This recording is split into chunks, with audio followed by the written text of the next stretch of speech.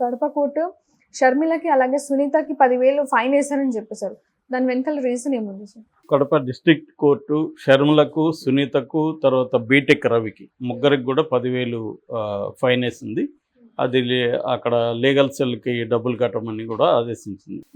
దీనికి ప్రధాన కారణం ఏంటంటే వివేకానంద రెడ్డి హత్య కేసును షర్మిల అండ్ సునీత ఇద్దరు కూడా వాళ్ళ మెయిన్ అజెండా అదే పెట్టుకున్నారు. ఎక్కడికి పోయినా అది తప్ప వేరే ఏ ఇష్యూ కూడా మాట్లాడలేదు వాళ్ళు. 95% ఇష్యూలు వేరేవి వదిలేసి ఓన్లీ వివేకానంద రెడ్డి హత్య కేసే నేషనల్ ఇష్యూ లాగా అది మాట్లాడుతున్నారు. సో దాని మీద ఒక సురేష్ కుమార్ అని వైసీపీ కడప జిల్లా సెక్రటరీ, ఆయన కడప జిల్లా కోర్టులో పిటిషన్ వేశాడు. ఎందుకంటే అది కోర్టులో ఉంది, సబ్జుడిస్ అంటారు, కోర్టులో ఉన్నప్పుడు మాట్లాడకూడదు. రెండోది, ఇప్పటి వరకు ఎవరు దాన్ని దోషులుగా ప్రకటించలేదు, అందరూ కూడా ముద్దాయిలే, అక్యూజ్డ్ తప్ప కన్విక్టెడ్ కాదు. కాబట్టి ఎవరినైనా మనం అక్యూజ్డ్ని కన్విక్టెడ్ లాగా మాట్లాడకూడదు. అంటే నేరము చేశారని ఆరోపించబడిన వ్యక్తులు తప్ప నేరం చేశారని నిర్ధారించలేదు కోర్టు. కాబట్టి వాళ్ళని మనం హంతకులని మాట్లాడకూడదు. కానీ షర్మిల, సునీత, బీటెక్ రవి వీళ్ళందరూ కూడా ఏం మాట్లాడుతున్నారు? అవినాష్ రెడ్డి హంతకుడు, వివేకానంద రెడ్డి హంతకుడిని జగన్ చేరదీశాడు. సో హంతకులకు జగన్ సపోర్ట్ చేస్తున్నాడు. ఒక హంతకుడిని మీరు గెలిపిస్తారా అని ప్రజలకు పిలిపిస్తున్నారు. ఇది ప్రజా కోర్టులో మేము తేల్చుకుంటాం మీరు అని. సునీత ఏమో మా నాన్నను చంపిన వాళ్ళని ఓడించండి అని ఇలాగా మాట్లాడుతుంది. మా నాన్న చంపిన వాళ్ళని సపోర్ట్ చేసే వాళ్ళని ఓడించండి అంటే అవినాష్ రెడ్డిని, జగన్ని ఓడించమని ఆమె చెప్తుంది. సో దీని మీద కోర్టు విచారించి ఇది కరెక్ట్ కాదు, దీన్ని ఆపేయండి, మీరు మాట్లాడొద్దండి అని చెప్పింది. అయినా ఇప్పటి వరకు కూడా నిన్న కూడా మాట్లాడింది షర్మిల, మాట్లాడకుండా ఆపట్లేదు. సో దాంతో అదే కాకుండా దాని మీద అక్కడ అప్పీల్ చేశారు. అంటే మీ నిర్ణయాన్ని, మీ తీర్పుని తీసుకోండి అని. మళ్ళీ హైకోర్టుకు కూడా వాళ్ళే వచ్చారు. హైకోర్టు ఏం చెప్పిందంటే అక్కడ ఉన్నప్పుడు మీరు అక్కడే పోయి తేల్చుకోండి అని చెప్పింది హైకోర్టు. ఇప్పుడు మళ్ళీ అక్కడికి వెళ్ళారు. అక్కడికి వెళ్ళినప్పుడు అక్కడ కోర్టు సీరియస్ అయింది. మీరు తప్పుదారి పట్టించేదానికి ఇది వేశారు. హైకోర్టు, నిజానికి హైకోర్టుకి వీళ్ళు రాకూడదు, అక్కడ వేసినప్పుడు అక్కడ చూసుకోవాలి. వీళ్ళు ఏంటంటే ప్రెజర్ చేద్దాం అనుకున్నారు ఆ కోర్టు మీద. రెండవది, అసలు నిజానికి నాకు తెలిసి దానికి కాదు వాళ్ళు ఫైన్ వేయాల్సింది.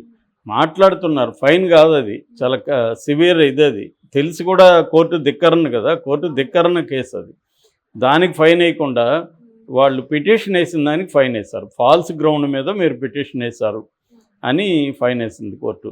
సో ఇంకెట్లా 4 రోజులు ఎన్నికలు కూడా అయిపోతుంది. ఆ తర్వాత వాళ్ళు మాట్లాడను కూడా మాట్లాడరు, వాళ్ళకి అవసరం కూడా లేదు. అది ఇది ఎన్నికల కోసం మాట్లాడుతున్నారు. అయినా కూడా వాళ్ళకి ఏం వర్కౌట్ అవుతుంది. ఎందుకంటే అదేమన్నా నేషనల్ ఇష్యూ. వివేకానంద రెడ్డి హత్య పైగా 5 ఏళ్ళు అయిపోయింది. ప్రజలకి ఏం సంబంధం? కడపలో మాత్రం ప్రజలకి ఏం సంబంధం? ఒక ప్రజాప్రతినిధిని చంపారు. ఎవరు చంపారనేది కోర్టు తేల్చలేదు. వీళ్ళెవరో పలానోళ్ళు చంపారని నమ్మండి అంటున్నారు. నేను ఒక ఓటర్గా నేను ఎందుకు నమ్మాలి మీ మాటలు? సో నేను నమ్మినా కూడా నాకేం సంబంధం? నాకు మా నియోజకవర్గానికి అతని వల్ల మేలు జరిగిందా లేదనేది నేను చూడాలి, మేలు జరుగుతుందా లేదనేది నేను చూడాలి తప్ప ఫలానాడిని చంపాడని నువ్వు చెప్తే నేను ఎందుకు నమ్మాలి? పైగా కోర్టులో కేసు ఉంది, అది సుప్రీంకోర్టులో వరకు అది వెళ్ళారు వీళ్ళు. సో పైగా అతనికి ఇప్పటివరకు అతను అరెస్ట్ కూడా కాలేదు, బెయిల్ మీదే ఉన్నాడు. వాళ్ళ నాన్న వాళ్ళు మిగతా వాళ్ళు అరెస్ట్ అయిన వాళ్ళకి అందరికి కూడా బెయిల్ వచ్చింది. సో ఇప్పుడు సునీత ఏవేవో తీసుకొచ్చి ఇంటర్వ్యూలు చెప్తుంది, పవర్ పాయింట్ ఇస్తుంది. ఇవన్నీ మరి కోర్టులో ఎందుకు చెప్పి కోర్టులో శిక్ష పడేట్టుగా నువ్వు చేయకూడదు? లీగల్ సిస్టమ్ మీద నీకు నమ్మకం లేదా? సో ఇది ప్రాబ్లం. అందువల్ల జనాలకి ఏంటంటే ఈ మీద ఫస్ట్ ఏం చెప్పింది ఆమె? తెలుగుదేశం వాళ్ళే చంపారని చెప్పింది. అదే ఎవరైతే చంపారని చెప్పిందో వాళ్ళతో కూడా కలిసి ఇప్పుడు ఇంతకుముందు ఎవరినైతే సపోర్ట్ చేసిందో వాళ్ళు చంపారని చెప్తుంది. సో అది కూడా చంపారని చెప్పడానికి కూడా కన్విన్సింగ్గా లేదు స్టోరీ. అదేంటంటే అవినాష్ రెడ్డి చంపాడనే దానికి మోటివ్, ఎప్పుడైనా హత్యలో మోటివ్ అనేది వెరీ ఇంపార్టెంట్. ఎందుకు చంపుతారు మనుషులు? రివెంజ్ కోసం చంపచ్చు, మర్డర్ ఫర్ గెయిన్ అంటారు. అంటే ఏదన్నా నాకు లాభం వస్తుంది అనుకుంటే ఫలానా వ్యక్తిని చంపచ్చు. సో అలాంటి లాభం అవినాష్ రెడ్డికి లేదు, నిజానికి నష్టమే ఉంది. వీళ్ళు ఏం చెప్తున్నారు? వివేకానంద రెడ్డి ఉంటే ఈయన ఎంపీ కాలేడు, ఆల్రెడీ ఎంపీగా డిక్లేర్ చేశారు. ఈయన పోయి ఆ రోజు కూడా 9-10 గంటల వరకు క్యాంపెయిన్ చేసి వచ్చాడు. సో ఈయన క్యాంపెయిన్ చేసి ఇప్పుడు నాకు ఒక ఆయన నన్ను గెలిపించడానికి క్యాంపెయిన్ చేస్తుంటే ఆయన చంపుకుంటే నాకేంటి ఉపయోగం? సో మినిమం లాజిక్ కూడా ఇక్కడ పని చేయట్లేదు. ఇంకేవేవో చెప్తారు, బ్లడ్ క్లీనింగ్ అవన్నీ కూడా ఎక్కడ కొరాబరేట్ అవ్వట్లేదు. సో మరి ఇంత వీళ్ళు చెప్పేంత సింపుల్గా ఉంటే సిబిఐ ఎందుకు 4 ఏళ్లుగా దీన్ని ప్రూవ్ చేయలేకపోతుంది? కోర్టులో ప్రూవ్ చేసేసి ఉండొచ్చుగా, ఫైనల్ ఛార్జ్ షీట్ వేసేసి ఉండొచ్చుగా. ఇంత సింపుల్గా ఈమె చెప్పింది, సునీత చెప్పినంత సింపుల్గా ఉంటే ఎందుకు జరగట్లేదు? అంటే క్లియర్గా ఏంటంటే వాళ్ళు పొలిటికల్గానే మోటివేటెడ్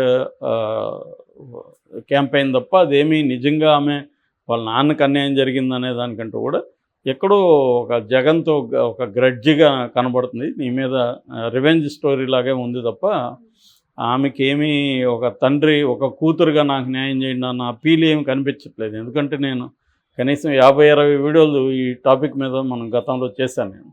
అందుకని ఆ డాక్యుమెంట్స్ అన్నీ కూడా నేను పరిశీలించాను. అది క్లియర్గా ఏంటంటే ఎవరు చేశారనేది మనం కన్క్లూడ్ చేయలేం. కానీ లాజికల్గా థింక్ చేస్తున్నప్పుడు ఎవరికి పాజిబుల్ ఉంది, ఎవరు ఎందుకు చేసి ఉండొచ్చు అనేది పాజిబిలిటీ గురించి మాత్రం మనం మాట్లాడచ్చు. కన్క్లూడ్ అనేది మనం చేయలేం, కోర్టులు చేయాలి. ఎందుకంటే అంత దాంట్లో అంత డీప్గా వెళ్ళి రీసెర్చ్ చేసి పరిశోధించి ఇన్వెస్టిగేట్ చేసింది సిబిఐ. సిబిఐనే హైకోర్టు 16 ప్రశ్నలు అడిగింది. అంటే 16 లోపాలు ఉన్నట్టు కదా ఆ కేసులో, అది కూడా మెయిన్ పాయింట్స్. మరి ఆ స్థాయిలో సిబిఐ చేతులు ఎత్తేసినట్టే దాంట్లో ప్రాపర్గా ఎవరి మీద ఎస్టాబ్లిష్ చేయలేకపోయింది. సో మరి అలాంటి దీన్ని పట్టుకొని ఈమె ప్రజల్ని తీర్పిమ్మంటే ప్రజలు ఎలా ఇస్తారు? ప్రజలేమో నేను ఓటరు, నేను ఇన్వెస్టిగేట్ చేశానా, ఈమె స్టోరీ నేను ఎందుకు నమ్మాలి ప్రైమా ఫేసి? సో ఈ ప్రాబ్లమ్స్ ఉన్నాయి. కానీ వాళ్ళకి ఇంకా వేరే ఏమీ లేదు. ఇప్పుడు షర్మిల ఏం చెప్పాలి? కాంగ్రెస్ పార్టీ గతంలో కడపకి ఏం చేసింది, లేకపోతే రాష్ట్రానికి ఏం చేసింది, ఇప్పుడు ఓట్లు వేస్తే నేను గెలిపిస్తే నేనేం చేస్తానని చెప్పాలి. అట్లాగే విమర్శించవచ్చు జగన్ ప్రభుత్వాన్ని కూడా, రాష్ట్రానికి ఏం అన్యాయం చేస్తాడో అవి విమర్శించవచ్చు. ఈ విషయాలు ఏమీ లేకుండా వివేకానంద రెడ్డి హత్య ఎంతసేపు మాట్లాడితే ప్రతి దాంట్లో అదే తీస్తుంది. మొన్న ఏదో భారతి ఇక్కడ వైసీపీనే మెయిన్ ప్లేయర్ అని చెప్పింది. దానికి కూడా నువ్వు గొడ్డలు తీసుకొని అందరినీ నరికేయి, నీకెవరు మిగలరు అని అంటుంది షర్మిల. సో అంటే భారతిని చంపింది గొడ్డలు తీసుకొని చంపింది ఎవడు? దస్తగిరి. వాణ్ణేమో మీరే పెట్టుకొని తిరుగుతున్నారు. సో ఇది అందరికీ తెలిసిపోయింది ఇప్పుడు ఈ కేసు విషయాలందరూ కూడా. ఎందుకంటే కొన్ని వేల వీడియోలు యూట్యూబ్లో ఉంటాయి. సో ఎవరికి నచ్చింది వాళ్ళు నమ్మేస్తున్నారు ఆల్రెడీ. ఇప్పుడు కొత్తగా నువ్వు పోయి మనం ఎవరిని కూడా మార్చలేం. వివేకానంద రెడ్డిని జగనే చంపించాడని నమ్మేవాళ్ళు ఉంటారు. వాళ్ళని పోయి చంపించలేదు నువ్వు ఎన్ని చెప్పినా, ఎన్ని ప్రూఫ్ చెప్పినా వాడు నమ్మడు. ఎందుకంటే ఫిక్స్ అయిపోయి ఉంటారు. యువతల అసలు సునీత వాళ్ళ హస్బెండ్ వాళ్ళే ఈయన్ని ముందు పెళ్ళయి బిడ్డ ఉన్నాడు కాబట్టి వాళ్ళ కోసం ఒక ముస్లిం షమీం అనే ఒక ముస్లిం అమ్మాయిని చేసుకున్నారు. వాళ్ళకి షహాన్ షా అనే కొడుకున్నాడు. ఆస్తి అంతా వాళ్ళకి రాసి చేస్తున్నాడు. ఆ వీలునామా కోసం వెళ్ళారు. ఆ వెళ్ళిన వీలునామా దమ్మంటే వాళ్ళ పర్సనల్ గడిచితో చంపేశారు. కాబట్టి ఇది సునీత రాజశేఖర రెడ్డి చేయించినట్టే ఇండైరెక్ట్గా. అంటే హత్య చేయమని వీళ్ళు చెప్పలేదు, బట్ చేశారు. చేసినా కూడా వీళ్ళు కాపాడడానికి కోసం ఆ లెటరు అండ్ ఫోను దాచిపెట్టారు మధ్యాహ్నం వరకు. ఆ బ్లడ్ ఇదంతా కూడా వాళ్ళకి మార్నింగే తెలిసినా కూడా పోలీస్ కంప్లైంట్ ఇవ్వలేదు. అట్లాగే అసలు ఈ గుండెపోటు అని చెప్పిందే సునీత వాళ్ళ బావ శివప్రకాష్ రెడ్డి. ఇలాంటి ఒక ఆర్గ్యుమెంట్ ఉంది. దీన్ని నమ్మేవాళ్ళు కూడా నమ్ముతారు. అంటే రెండు వైపులా నమ్మేవాళ్ళు నమ్ముతారు. సో దాన్ని వాళ్ళ ఆల్రెడీ బుక్కులు కూడా వేసుకున్నారు వీళ్ళు. జగన్ ఏమో 2019లో హత్యని తనకు అనుకూలంగా వాడుకున్నాడు. నారాసుర రక్త చరిత్ర అని ఆయన బుక్ వేశాడు. దాని తర్వాత చంద్రబాబు ఏమో జగనాసుర రక్త చరిత్రను బుక్ వేశారు. కానీ అది చంద్రబాబుకి ఎన్నికల్లో ఉపయోగపడలే. అందుకని దాన్ని చంద్రబాబు ఇప్పుడు పక్కన పెట్టేస్తే సునీత శర్మలో వాడుతున్నారు. సరే వీళ్ళు వాడుతున్నారు, మనకు కూడా ఉపయోగపడుతుందని తెలుగుదేశం మీడియా దీన్ని హైలైట్ చేస్తుంది. సో అంతకంటే ఏం లేదు ఈ కేసు.